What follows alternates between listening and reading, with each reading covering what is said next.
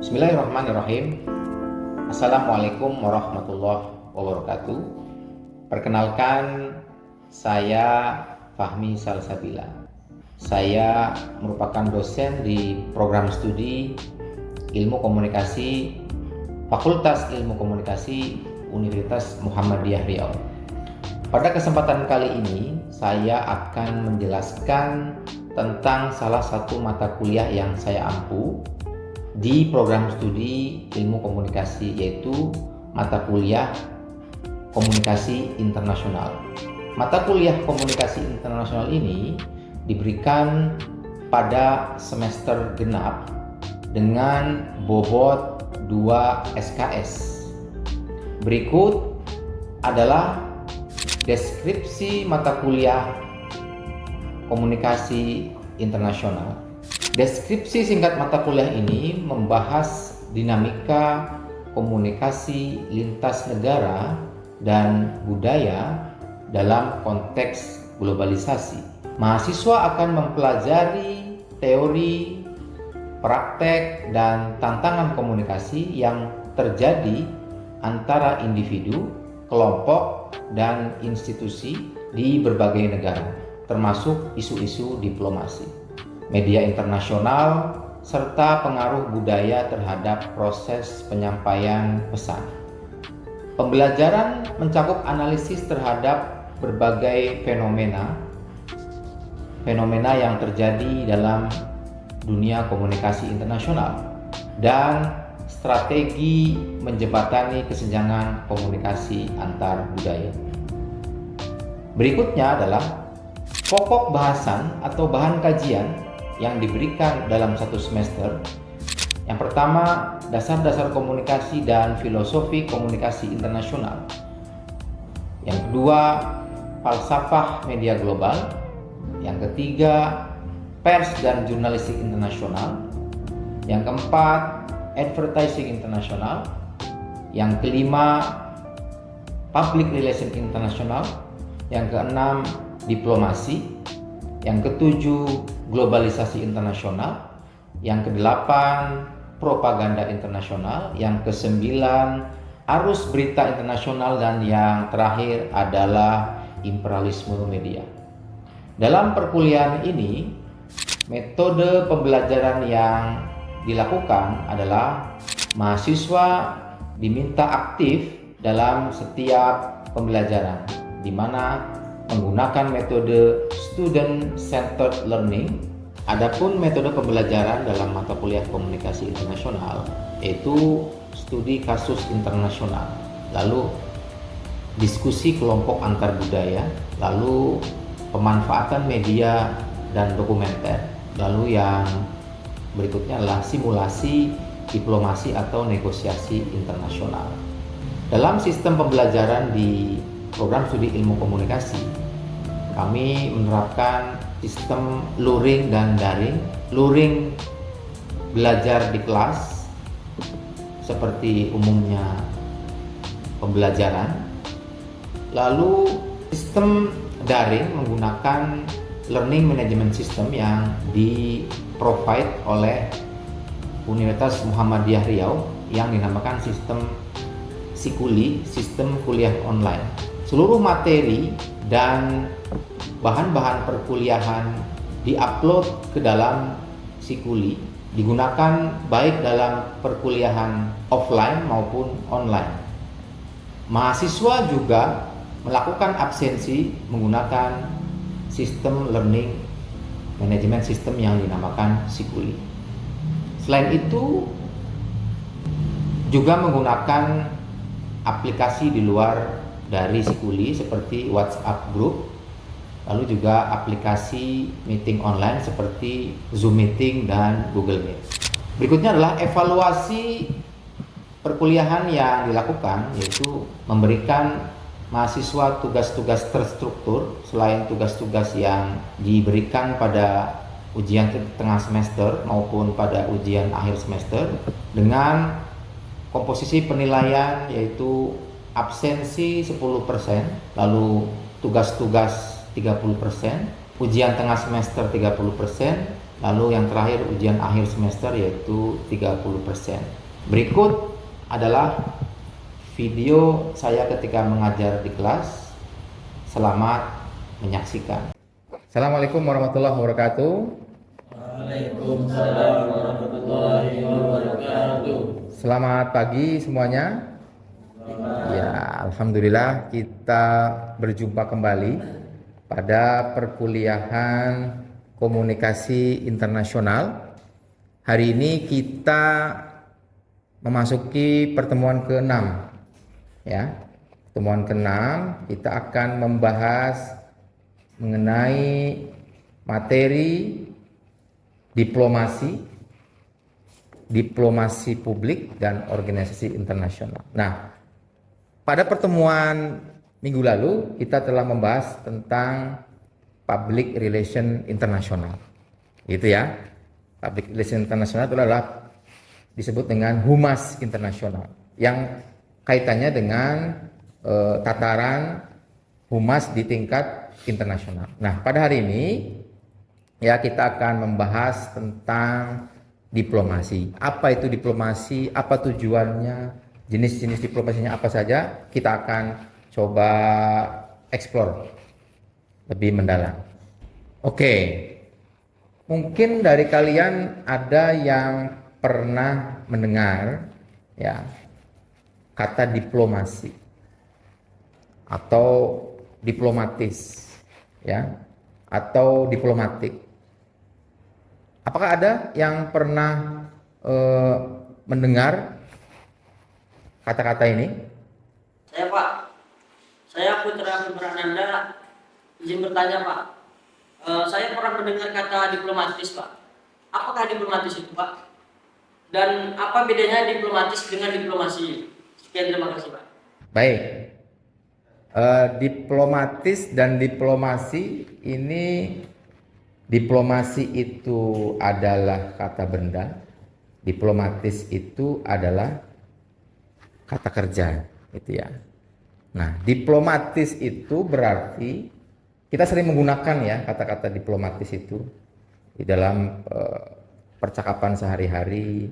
Misalnya jawaban dari tersangka atau jawaban dari politisi itu diplomatis gitu. Artinya diplomatis itu berhati-hati di dalam mengutarakan pendapat, berhati-hati di dalam memberikan jawaban, itu diplomatis. Nah, kita akan pelajari tentang diplomasi. Oke ya, berarti udah ada dari situ pengertian yang kita pahami ya walaupun kita pengen tahu nih sekarang diplomasi itu sendiri apa. Ya, diplomatis sudah kita ketahui ya. Nah, sekarang pengertian diplomasi. Seperti yang kita lihat di slide, diplomasi adalah seni dan praktik dalam mengelola hubungan antar negara melalui dialog, negosiasi, dan kerjasama damai. Diplomasi bisa berarti hubungan timbal balik, ya, di mana di situ ada negosiasi, ada dialog, ada kerjasama damai antara minimal dua belah pihak. Gitu. Oke. Kemudian apa itu tujuan diplomasi? Nah, tujuan diplomasi kalau kita lihat fenomena sekarang, diplomasi sangat penting sekali dalam mengelola hubungan antar negara. Ketika terjadi konflik, ketika terjadi perang, itu apalagi. Tetapi dalam kondisi di mana tidak ada konflik, kondisi tidak ada perang, diplomasi juga tetap dilakukan oleh sebuah negara. Ya. Oke, kita lihat tujuan diplomasi yaitu membangun hubungan internasional yang harmonis. Di mata kuliah kita, komunikasi internasional ini adalah berkaitan juga dengan hubungan internasional. Karena komunikasi bagian dari hubungan internasional. Ya. Maka membangun hubungan internasional yang harmonis adalah tujuan dari diplomasi. Yang kedua, menyelesaikan konflik secara damai. Kita lihat sekarang konflik yang sudah terjadi ya. Ada konflik Rusia Ukraina. Sudah 2002 mulai konflik itu terjadi sampai sekarang. Lalu berikutnya ada konflik antara militan Hamas di Palestina, di Gaza dengan Israel. Sampai sekarang pun konflik itu masih terjadi. Ya walaupun ini konteksnya berbeda.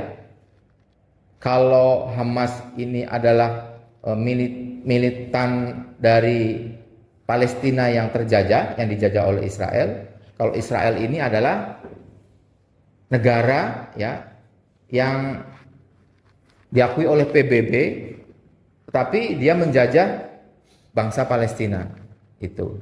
Ya, ini konteksnya nanti agak beda ya. Lalu konflik yang lain adalah misalnya yang baru-baru ini terjadi, penyerangan Israel ke Iran. Lalu kemudian Amerika juga ikut menyerang Iran, saling menyerang. Yang pada akhirnya selesai dengan negosiasi dan dengan mediasi dari Presiden Donald Trump, dikatakan begitu ya, walaupun ada banyak faktor gitu. Kemudian memperjuangkan kepentingan nasional. Diplomasi itu adalah sejatinya memperjuangkan kepentingan nasional di tingkat global. Karena namanya diplomasi itu adalah bagian dari politik luar negeri, di mana politik luar negeri itu adalah mengcover kepentingan nasional dari negara yang melakukan diplomasi. Begitu. Lalu berikutnya adalah menjaga stabilitas global. Ketika diplomasi berjalan dengan baik, ketika diplomasi multilateral berjalan dengan bagus, maka stabilitas global terjaga. Oke, kita lanjutkan jenis-jenis diplomasi. Ya, ada diplomasi bilateral, ada diplomasi multilateral, ada diplomasi ekonomi, ya. Lalu juga ada diplomasi kultural. Diplomasi bilateral itu namanya bilateral, bilingual, ya kan? Berarti dua. Artinya diplomasi yang terjadi antara dua negara. Antara Indonesia Malaysia, antara Indonesia Singapura, antara Indonesia Amerika. Diplomasi bilateral antara dua negara. Yang kedua, diplomasi multi. Yang namanya multi berarti banyak, ya, banyak negara. Berarti diplomasi antar negara-negara. Ya.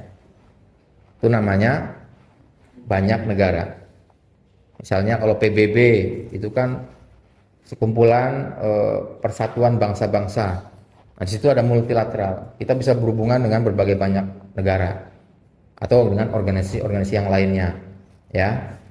Ada PBB, ada OPEC misalnya, ada OKI, nah itu multilateral. Lalu kemudian diplomasi ekonomi. Diplomasi yang fokus pada kerjasama ekonomi, perdagangan, ekspor impor, yang kaitannya dengan ekonomi. Nah, menarik, ada perang tarif, ya, antara Amerika dengan Cina misalnya. Lalu kemudian ketika pada era Trump yang kedua, periode kedua, Trump secara sepihak menaikkan tarif impor, ya, atau ekspor bagi negara lain yang mau mengekspor dikenakan tarif tinggi. Nah, itu. Nah, ini diplomasi nih, bagaimana kita bernegosiasi di situ. Karena pada hari ini juga beritanya diberitakan belum ada titik temu antara Indonesia dengan Amerika terkait dengan tarif ekspor atau impor. Kalau impor kan berarti Amerika mengambil barang kan gitu. Tapi kalau kita menjual kita kan ekspor gitu. Lalu yang keempat adalah diplomasi kultural, yaitu budaya. Bisa lewat seni, bisa lewat kuliner, bisa lewat berbagai macam ya budaya. Misalnya kita ada diplomasi dengan, kalau kita di Riau ini punya yang namanya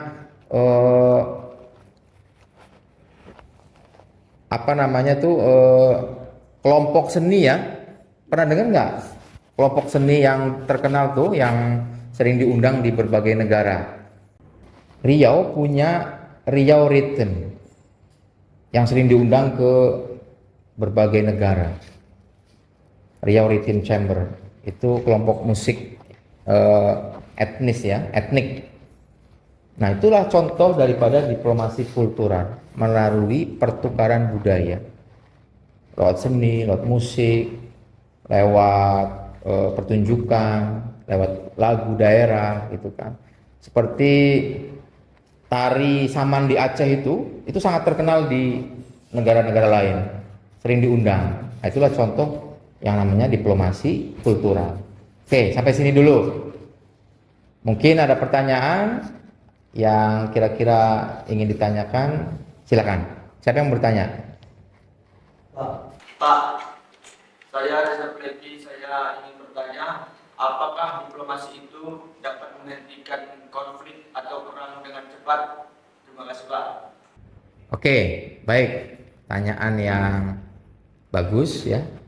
Apakah diplomasi dapat menghentikan konflik atau perang secara cepat? Baik. Diplomasi bisa saja menghentikan konflik secara cepat, tapi kebalikannya bisa juga lambat. Tergantung bagaimana aktor-aktor ini bekerja.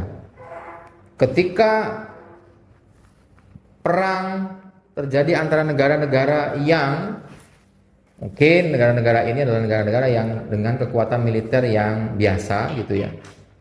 Maka kalau diplomasinya dilakukan oleh negara-negara besar, seperti kemarin contohnya Amerika, ketika menghentikan memediasi antara Iran dengan Israel, maka perang dapat segera dihentikan dengan cepat. Begitu. Bisa. Dan negara-negara yang bertikai juga harus segera duduk di dalam meja perundingan. Ya. Makanya diplomasi itu penting sekali. Ketika sudah terjadi konflik, jalan damai itulah yang diperlukan, segera kembali kepada meja perundingan, maka diplomasi berperan penting. Jadi bisa. Oke. Ada lagi pertanyaan yang mungkin mau ditanyakan? Saya izin bertanya Pak. Tadi kan sudah dijelaskan ya Pak, hubungan bilateral dan multilateral Pak. Apakah hubungan bilateral Indonesia dan Malaysia terjadi pasang surut ataupun dinamika Pak? Terima kasih. Ya, baik. Pertanyaan yang tidak kalah bagusnya dari Suci ya. Jadi pasang surut atau dinamika tentu apalagi Indonesia bertetangga gitu kan. Ketika zaman Soekarno kita pernah mengalami pasang surut ya, kita ada konfrontasi dengan Malaysia gitu. Tapi yang di dalam era modern sekarang juga sama, tetap juga ada pasang surut atau dinamika. Misalnya tentang pekerja migran. Nah, kita kan banyak juga ada pekerja migran yang mencari penghidupan di Malaysia. Nah, itu juga ada masalah juga di situ. Bagaimana perlindungannya, bagaimana masalah hukum di sana gitu kan. Selain itu juga ada masalah misalnya terkait perbatasan antara kedua negara. Itu ada pasang surut juga karena kita kan bertetangga. pernah kita misalnya ada masalah di yang disebut dengan dulu itu Sipa dan Ligitan yang akhirnya menjadi Malaysia. Nah, berikutnya juga terkait kedaulatan negara. Sengketa perbatasan ini terkait juga dengan kedaulatan negara masing-masing. Nah, inilah yang disebut juga dengan dinamika atau pasang surut. Ketika ini terjadi, maka diperlukanlah diplomasi, diperlukanlah suatu negosiasi, perundingan-perundingan untuk menyelesaikan masalah-masalah ini. Masalah pekerja migran, masalah perbatasan, dan masalah-masalah yang lainnya yang mungkin terjadi, ya, itu. Jelas ya? Oke. Jadi demikianlah perkuliahan pada hari ini, ya, dengan materi yang tadi sudah saya sampaikan tentang diplomasi. Mudah-mudahan dapat memberi gambaran, ya, dapat memberi manfaat terkait dengan materi tentang diplomasi. Cukup sekian perkuliahan hari ini. Terima kasih. Kalau ada salah, saya mohon maaf. Kita tutup dengan hamdalah. Alhamdulillahirabbil alamin. Billahi taufiq wal hidayah. Wassalamualaikum warahmatullahi wabarakatuh.